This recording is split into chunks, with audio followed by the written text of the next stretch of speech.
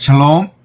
자, 말씀 묵상 Q&A 시간입니다. 말씀 묵상을 돕기 위해서 본문 안에서 질문하고 그 질문에 대한 대답을 찾아보는 시간입니다.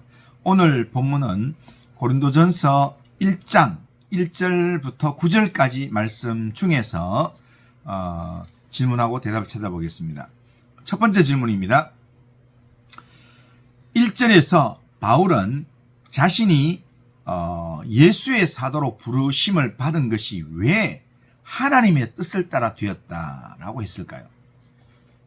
고린도전서 1장 1절에서 사도 바울이 자신의 신분을 하나님의 뜻을 따라 부르심을 받았다라고 강조했는데, 이것은 단순히 자신의 사도됨이 우연이나 개인적인 선택이 아니라 하나님의 주권적인 계획과 명령에 의한 것임을 분명히 하기 위함입니다.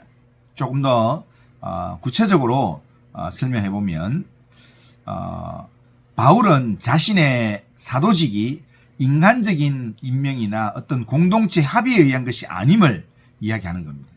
당시 고린도 교회 내에는 바울의 사도적 권위를 의심하고 폄하하는 세력들이 있었습니다. 그렇기 때문에 바울은 자신의 사도됨이 하나님의 주권적 결정에서 비롯되었음을 말합니다. 그렇게 함으로써 사도적 이 권위, 그것을 강조하려는 것입니다.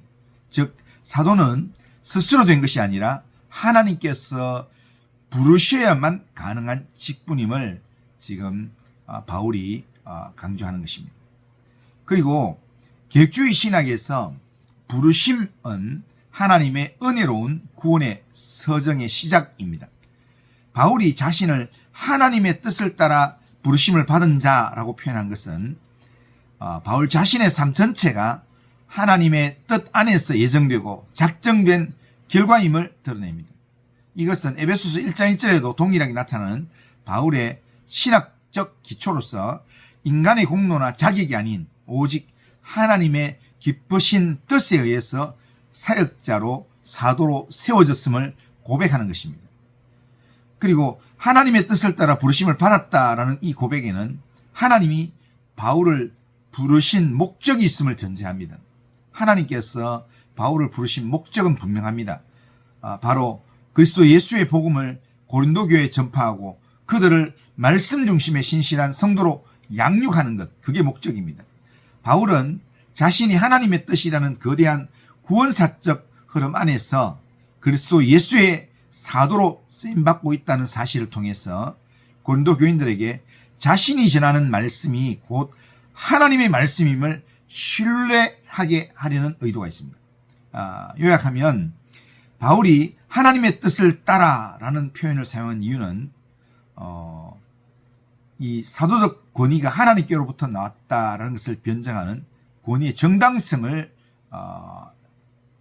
주장하는 내용입니다. 그리고 자신의 사역이 하나님의 절대 주권 아래 있음을 고백하며 그 뜻에 순종해야 될 사명을 강조하는 그런 이유가 있었고, 그 다음에 고린도 교회 성도들 하여금 인간 바울이 아닌 그를 보내신 하나님의 권위와 말씀을 주목하게 하려는 의도가 있습니다. 바울의 이러한 진술은 하나님 중심 신학의 전형입니다. 사도라는 직분을 인간의 지위로 격화시키지 않고 하나님의 뜻이 구현되는 통로이자 성령의 사역으로 이해했기에 바울은 사도직을 수행함에 있어서 흔들림 없는 확신을 가질 수 있었던 것입니다. 이런 확신 속에서 제가 가져야 될 확신은 하나님께서 저한테 목회자로 세운 것, 이게 내가 목회자가 되려고 내가 목사가 되려고 했어야 되는 게 아니라 하나님의 작정으로, 하나님의 인도하심으로, 그래서 하나님의 뜻으로 부르심을 받았다라고 고백할 수 있는 거겠죠. 그리고 성도님들이 또 이렇게 성도로 부름을 받았던 것도, 이것도 어떤 개인적인 선택이 아니라 하나님의 뜻을 따라 하나님의 주권적인 인도하심에 따라 된 것이다 라는 내용으로 이야기할 수 있을 것입니다. 두 번째 질문입니다. 2절에서 바울은 고린도 교회를 왜 고린도에 있는 하나님의 교회라고 했을까라는 것입니다.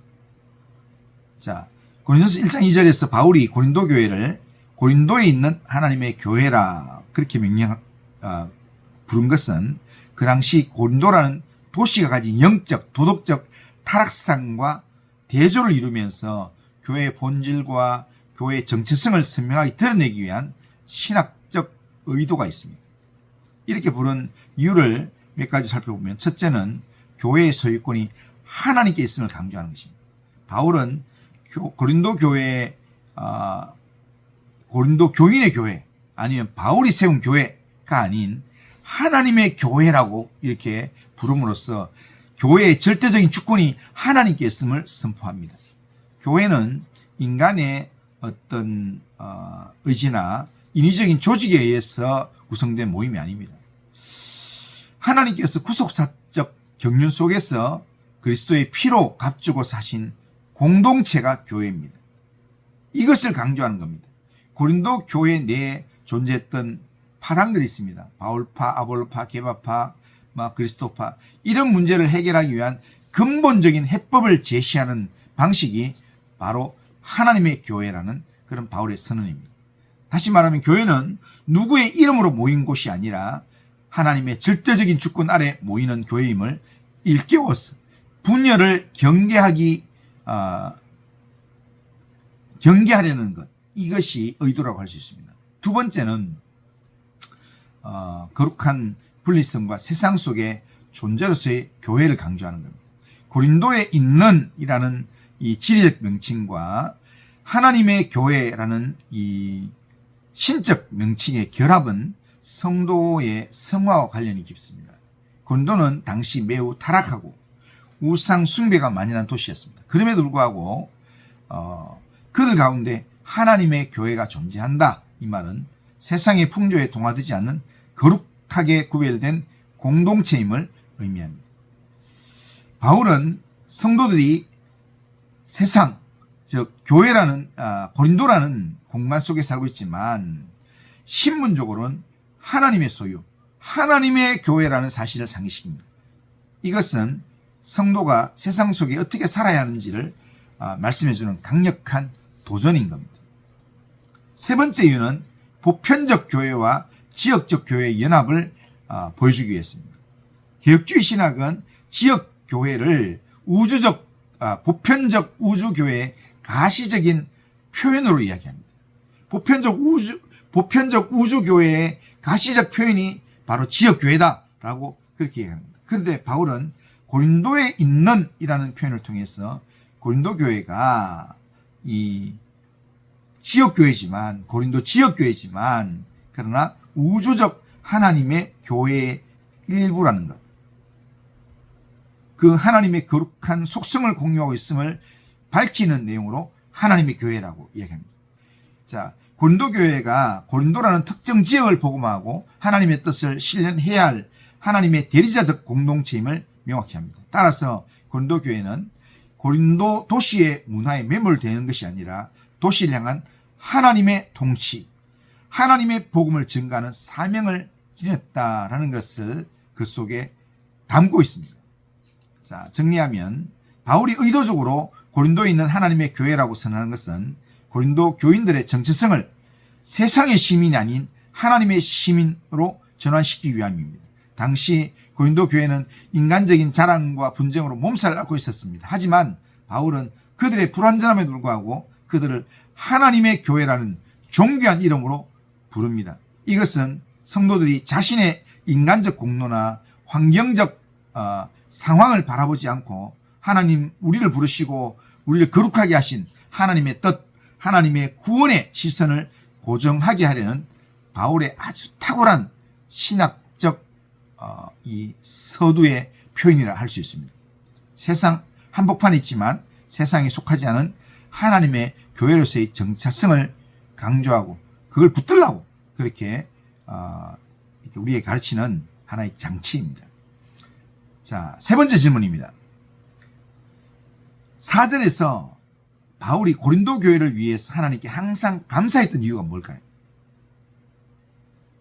고린도서 1장 4절에서 바울이 고린도 교회를 향해서 항상 감사한다라고 고백한 것은 고린도 교회의 현실적인 문제들을 생각할 때 다소 역설적으로 들릴 수 있습니다. 하지만 개혁주의 신학적 관점에서 바울의 감사는 인간의 행위가 아닌 하나님의 은혜에 근거한 철저한 신학적 감사입니다. 그 이유를 세 가지로 이야기하면 그리스도 예수 안에서 주신 하나님의 은혜에 대한 감사입니다. 바울은 감사의 근거를 고린도 교인들의 성품이나 그들이 이룬 업적이 아니라 그리스도 예수 안에서 너에게 주신 하나님의 은혜라고 말합니다. 여기서 은혜는 그저 주시는 하나님의 선물입니다. 바울은 고린도 교회가 안고 있는 여러 분쟁 그리고 타락의 모습에도 불구하고 그들 안에 여전히 역사하고 계신 하나님의 구원사역, 하나님의 은혜의 활동을 보았습니다. 성도들을 대할 때 그들의 연약함만 보지 않고 하나님께서 그들에게 베풀어 주신 구원의 은혜, 고린도 성도들이 그리스도 안에서 거룩해진 자들이라고 하는 신분적 확신을 바울이 가지고 있었기 때문에 감사할 수 있었습니다. 두 번째 이유는 그리스도의 증거가 견고하게 된 것에 대한 감사입니다. 바울은 6절에서 그리스도의 증거가 너희 중에 견고하게 되어라고 언급합니다. 바울이 감사한 이유는 그들이 복음을 받아들임으로 인해서 나타난 성령의 역사 그리고 하나님 말씀이 고린도라는 아주 척박한 땅에 뿌리를 내렸기 때문입니다. 고린도 교회의 분열과 인간적인 자랑에도 불구하고 그 공동체에 그리스도의 복음이 선포되었고 그 복음이 그들의 삶과 공동체를 변화시키는 하나님의 도구로 작동하고 있다는 사실 그 자체가 바울에게는 하나님께 감사드릴 수 있는 제목이었습니다. 세 번째, 하나님의 신실하심에 대한 전적인 신뢰 때문에 감사합니다. 바울은 미래에 대한 소망과도 바울의 감사는 미래에 대한 소망과도 연결되어 있습니다. 바울은 하나님께서 시작하신 일을 반드시 완성하실 거라는 하나님의 믿부심, 하나님의 신실하심을 믿었습니다. 하나님은 우리를 부르신 분이시며 또한 끝까지 우리를 그리스도의 날에 책망할 것이 없는 자로 견고하게 하실 분입니다. 바울은 현재 고린도 교회가 겪고 있는 아픔, 미성숙한 모습들, 이 모든 모습들이 이걸로 끝나는 게 아니라 하나님의 은혜로 결국 치유되고 회복되고 성화될 것을 확신했습니다. 그래서 하나님의 신실하심을 믿는 믿음으로 감사하는 겁니다. 마무리하면 바울의 감사는 교회의 현재 상황에 대한 만족이 아니라 교회의 주인이신 하나님의 신실하심, 하나님의 은혜 가진 그 은혜가 가진 변화시키는 힘, 그 힘에 대한 신뢰의 고백입니다.